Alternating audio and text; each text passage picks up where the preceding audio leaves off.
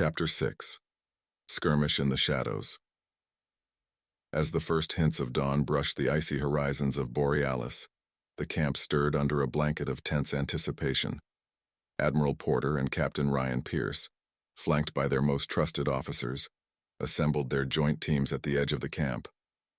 The cold bit through their suits as they reviewed the day's mission, a high-stakes venture into the volatile northern region rich in hyronium deposits.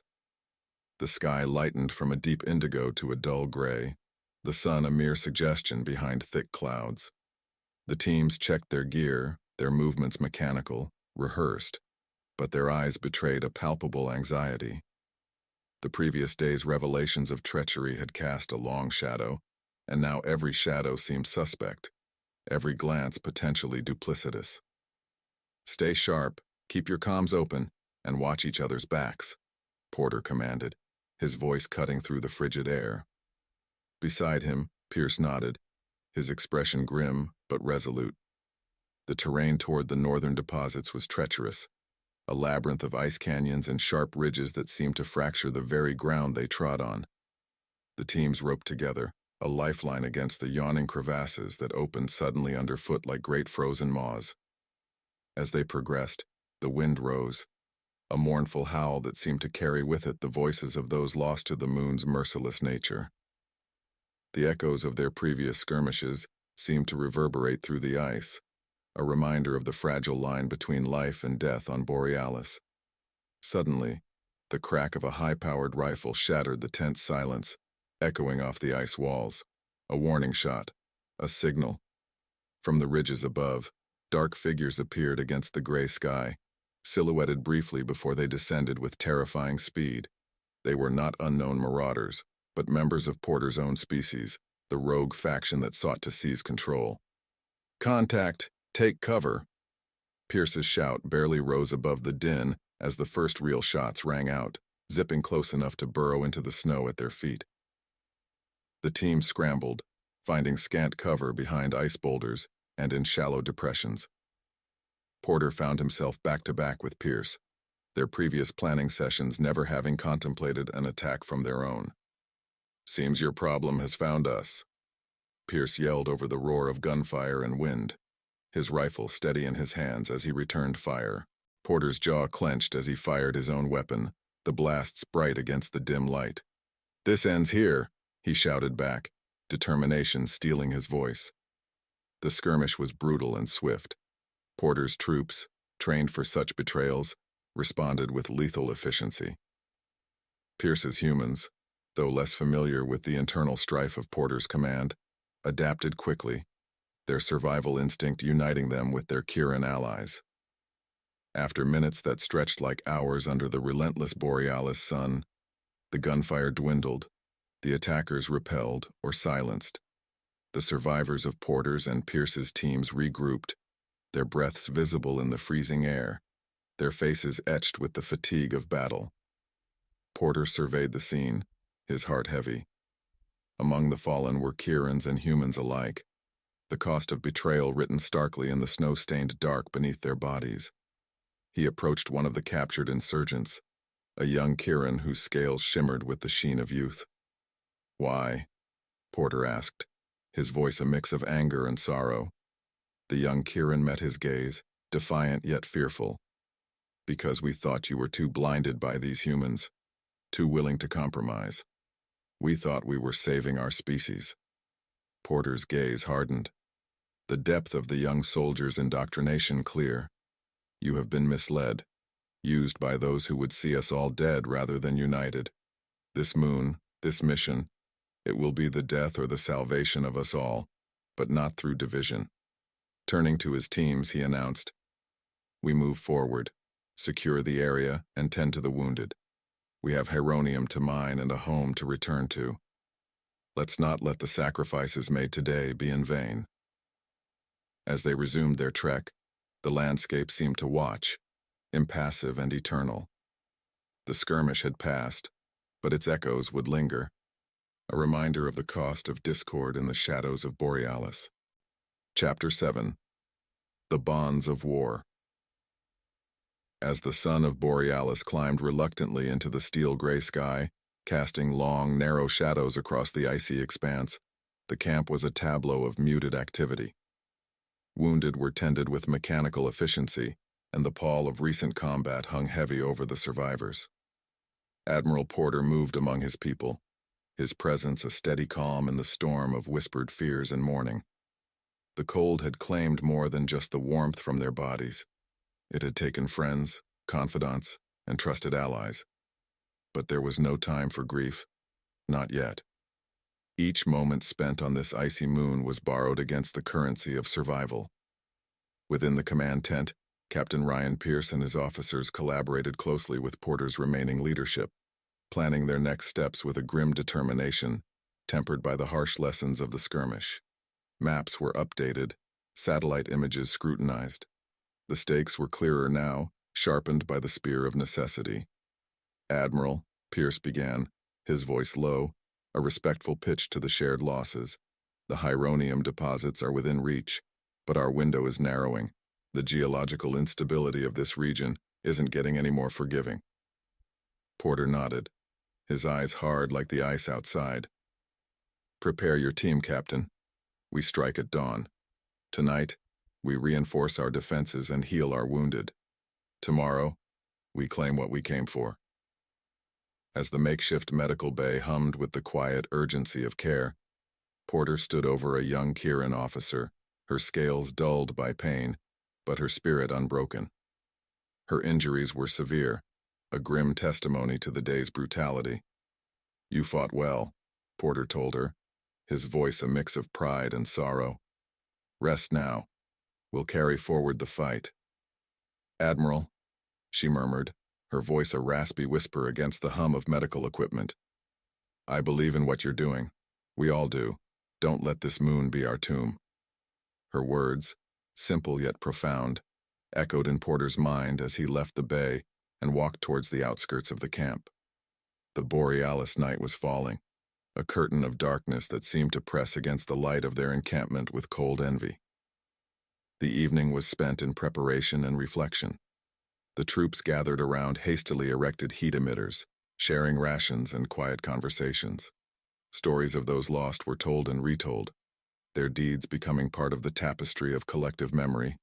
Their names whispered benedictions against the uncaring cold. Porter, his figure a lone silhouette against the flickering light of a portable heater, watched over his people. Their resilience was a fierce counterpoint to the bleakness of their surroundings. Despite the fractures, the fear, they were united, their purpose reforged in the crucible of shared hardship. Later, in the solitude of his command tent, Porter revisited the satellite images, his finger tracing the routes to the hyronium fields. His thoughts were interrupted by a soft chime at the entrance. It was Pierce, his face etched with the fatigue of command. "Admiral, I thought you might want some company," Pierce offered, stepping into the warm glow of the tent. He carried 2 steaming cups, the aroma of strong synthetic coffee mingling with the recycled air. Porter accepted the cup, a small smile breaking through his stoic demeanor. "Thank you, Captain.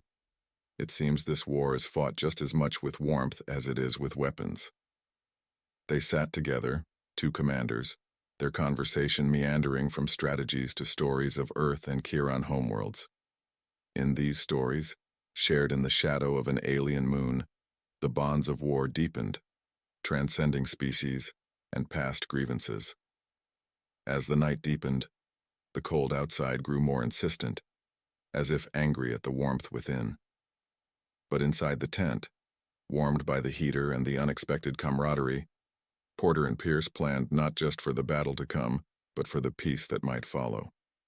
When dawn finally broke over the jagged horizon of Borealis, it found a camp united and ready. Together they would face the ice, the enemy, and whatever else this harsh moon had to hide. With each step towards the hyronium fields, they carried not just hope for survival, but for a future forged from the bonds of war, resilient and enduring as the ice itself. Chapter 8. A New Dawn. The pallid sun of Borealis climbed sluggishly over the horizon, casting elongated, bleached shadows across the frozen landscape. It was a new day, laden with the promise of final endeavors and fraught with the potential of redemption or devastation. At the heart of the camp, amidst the hum of activity and the crisp orders being issued, Admiral Porter stood, a figure both commanding and solitary, gazing out towards the Hyronium fields that glittered like a mirage on the icy plains. Today, their mission would reach its zenith, the extraction of Hyronium, crucial not only for their survival, but as a potential cornerstone for peace. The air was thick with the metallic scent of cold and the electric buzz of anticipation. "Teams are ready, Admiral," Captain Ryan Pierce reported, approaching with a brisk stride that cut through the morning's biting chill. His breath formed clouds of vapor that danced briefly in the frigid air before dissipating. "Very well," Porter replied, turning to face him, his eyes reflecting the steely blue of the distant ice peaks. "Let's move out. Every moment counts." The joint teams, a mix of human and Kieran forces, were a testament to the uneasy but resolute alliance that had formed under the twin banners of necessity and mutual respect. They moved out in formation, their vehicles specially modified for the treacherous terrain, rumbling across the ice with determined velocity. As they neared the first of the designated mining sites, the reality of their task became starkly evident. The Hyronium veins, visible beneath the transparent ice, pulsed with a soft blue light, their beauty belying the danger of their extraction. Large drills were set up, their engines whirring to life, cutting through the silence of the desolate expanse. Porter supervised the operations, his presence a calming force amid the buzz of activity. His eyes, however, remained vigilant, scanning the horizon and the faces of his crew, searching for any hint of the treachery that had so nearly undermined their efforts before. Pierce, meanwhile, coordinated with his team, ensuring that the security perimeter was unbreachable. "Keep your eyes sharp," he instructed, his voice carried over the comms. "We're not out of the woods yet." The extraction began, and the drills bore down, penetrating the ice with mechanical precision. The process was slow, deliberate, each segment of Hyronium carefully extracted and secured. Porter watched, his heart buoyed by the progress, but weighed down by the knowledge of the cost it had exacted. As the first load of Hyronium was safely transported back to the camp, a collective sigh of relief swept through the ranks. Yet the day was not without its tensions. Sensors tripped alarms twice, prompting defensive maneuvers against potential threats that turned out to be false, mere ghosts in the machine, echoes of previous skirmishes. By late afternoon, as the sun began its rapid descent, the mission was deemed a success. The essential quota of Hyronium had been secured, enough to power their ships and forge a beacon of hope for their people. Back at the camp, as the cold crept once more across the plains, a small ceremony was held. Humans and Kierans gathered, their faces illuminated by the soft glow of the Hyronium containers. Porter and Pierce stood before them, their shared leadership now not just accepted, but respected. "Today we have not just mined a resource, we have mined the deeper reserves of our courage and conviction," Porter addressed the gathering, his voice resonant in the clear air. "Let this be the foundation of not just our survival, but of a lasting peace." Pierce nodded, stepping forward to add his words. "From the ice of Borealis, we carve out hope, not just for our return home, but for a future where our alliance stands as a testament to what can be achieved together." As the stars began to prick the twilight sky, their light seemed to echo the sentiment that swirled amidst the crowd. There was a feeling of an ending and a beginning, as if Borealis itself had been a crucible in which a new path had been forged. Tonight, they would celebrate their success, their survival. Tomorrow, they would chart the course back to their respective homes, carrying with them not just the physical weight of the Hyronium, but the heavier, more precious cargo of newfound bonds, the potential for peace, and the promise of a new dawn. Epilogue. The galactic implications. Months had passed since the Hyronium had been secured, and the alliance between Admiral Porter's Kieran forces and Captain Ryan Pierce's human crew solidified under the cold stars of Borealis. The icy moon was now behind them, a distant memory of hardship and camaraderie that had changed the course of a galaxy teetering on the brink of war. In the grand hall of the Galactic Council, a vast chamber with walls lined by the emblems of countless species, the air was charged with a palpable anticipation. Light from the central skylight cascaded down, illuminating the chamber in a soft, diffuse glow as representatives from across the stars gathered to witness a historic moment. Admiral Porter stood at the podium, his stature imposing, his scales reflecting the ceremonial lights with a subdued shimmer. Beside him, Captain Pierce, his uniform bearing the insignias of Joint Command, his expression one of quiet resolve. Together, they faced the assembly, their presence a testament to the potential for unity and diversity. "Ladies, gentlemen, and beings of the Council," Porter began, his voice resonant, carrying across the silent hall. "We stand before you not just as representatives of our respective species, but as heralds of a potential future, one born from the necessity of survival and the strength of mutual respect." He paused, allowing his words to permeate the room, his gaze meeting those of his once adversaries. The conflict over Borealis was not just about the acquisition of Hyronium.